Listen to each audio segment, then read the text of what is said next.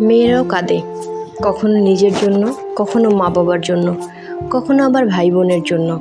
কারণে অকারণে কাঁদে, কখনো ছেড়ে যাওয়া প্রিয় মানুষের জন্য, কখনো নিজের বাড়ির জন্য, কখনো ছেড়ে আসা প্রিয় মানুষের জন্য, কখনো কখনো নিজের সাজানো চার দেয়ালের ছোট্ট রুমটার জন্য, কখনো আবার নিজের আত্মসম্মান রক্ষা করার জন্য।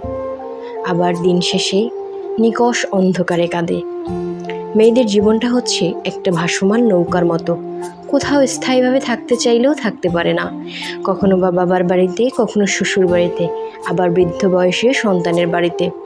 একটা সময় জীবনের শেষ নিঃশ্বাস ত্যাগ করে শেষ অবধি জায়গা হয় অন্ধকার ঘরে। মেয়েদের সারা জীবন উৎসর্গ করে দিতে হয়। মেয়েদের জীবনে কোনো কিছুই ফিক্সড হয় না। মেয়েদের কখনো জানা হয় না কোন বাড়িটা তাদের জন্য নির্দিষ্ট, কোন বাড়িটা তার নিজের, কোন বাড়িতে পরিবারের নির্দিষ্ট মেম্বার সে। তারপরও মেয়েরা চারিপাশে সামলিয়ে বেঁচে থাকে, কখনো মূল্য পেয়ে, কখনো মূল্যহীন হয়ে, নিজের জন্য, নিজের প্রিয় মানুষগুলোকে ভালো রাখার জন্য। মেয়েরাও ভালো থাকতে চায়, শান্তিতে বেঁচে থাকতে চায়। জীবন একটা হলেও মেয়েদের জীবনে জন্ম আসে কয়েকবার, কারো সুখের জন্ম, কারো বিষাদের জন্ম।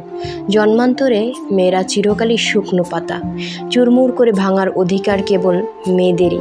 জীবন তো একটা, পৃথিবীর সকল নারীরা বেঁচে থাকুক তার প্রাপ্য সম্মান নিয়ে।